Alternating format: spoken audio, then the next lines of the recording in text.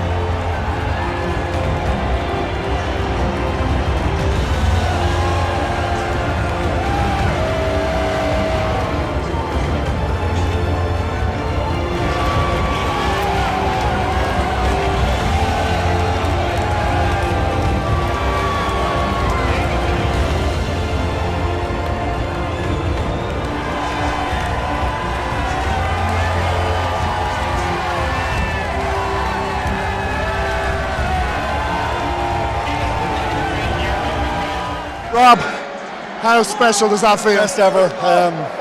We've been waiting a long time for this, and it's not just this, it's every other Irish team that's gone before. Huge amounts of work into it. But no, this is awesome. Thanks, Steve. The Soldier Field felt like home today. Yeah, it was home. The Cubs did it. They waited 108 years, and there was something in the air this weekend, so the support has been incredible. It's like being back in Dublin. Rob, congratulations. Awesome. Congratulations, you've captained Ireland to their first ever victory over New Zealand. It doesn't get bigger than this. No, it doesn't. Look, it's hard to find words. Look, I suppose all I can say is I couldn't be prouder of the boys, the way we've prepared. And this goes back a long time. This has been building. We've got so close so many times. So many brilliant players of the heartache, and I think to captain this group of unbelievable lads and unbelievable players who make history with the support we got here, it really did feel like a second home, and it has done all week. And I suppose all I can say is just, thanks to everyone that has been involved in this journey. And look, we've created history by going and attacking New Zealand. They're a quality side, and I think it shows how good they are, how important this win was to us. Rory, we're so proud of you. Congratulations. Thank you.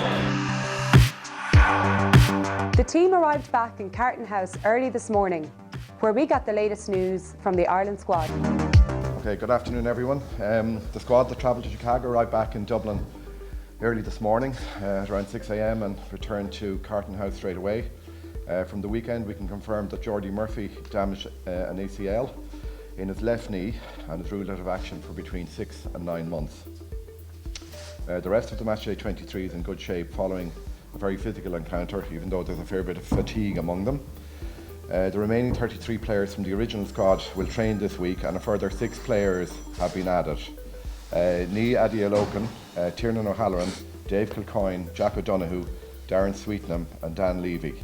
So they're all joining the squad this afternoon. And then preparations begin in earnest for Canada next Saturday.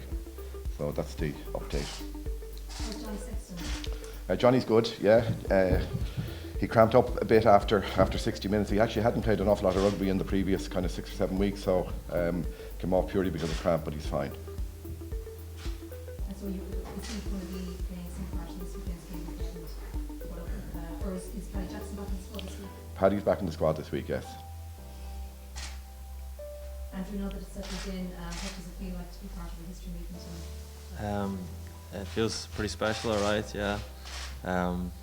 It's still not fully sunk in, really. Just what we've achieved, and a lot of us still kind of just pinching ourselves. And myself and Rory were out playing a few holes of golf this morning, and just kind of trying to come to terms with just how big an occasion it was, and the performance, and the atmosphere of the game, and Chicago in general. The whole thing just was a really special week and a really special weekend for anybody who's involved. So yeah, we're just trying to kind of just enjoy that for what it is, but trying to get back to a bit of normality and get ready for another game week this week.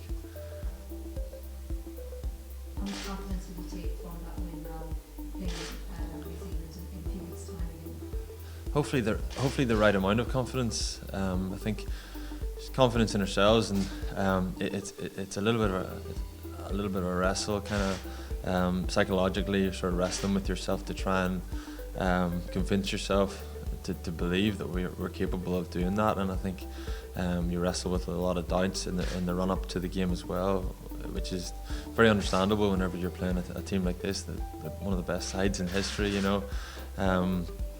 But we had enough belief in ourselves that we could do it to get us over the line, and we achieved something really remarkable. And I think maybe just learn from that to believe in ourselves and know what we're capable of in the future, but at the same time know that we're only capable of producing that performance whenever we put the work in and we get our headspace right. And there's just a real balance there to strike, just of having the right amount of belief and taking the right amount of confidence from it. Andy, first of all, can you reflect for us, please, on the historic win over New Zealand?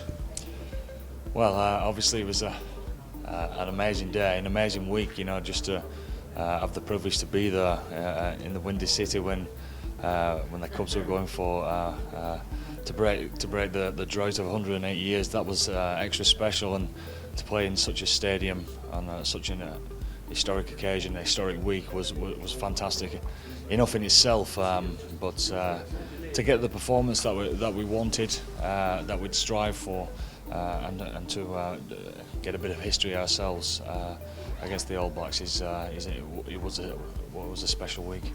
For you as coaches, though, the job is to analyse that performance and to look at the things that maybe didn't go right for us and pinpoint areas that we can improve on. Yeah, I mean, it was a great performance, but these lads are professionals. You know, they worked unbelievably hard during the week to get the detail right, and to a man it was almost there. But there's always things to work on. Look, you know, we've been together for a few training sessions, so there's always going to be points that we need to improve on and get better. And I suppose that's the good thing for the next 3 games, that we can get better, and hopefully we'll sort that out in this coming week against Canada. Canada's the first of the Guinness series this week. We're back here, back home in the team hotel. It's back to normal, isn't it? You have to come down off the high now.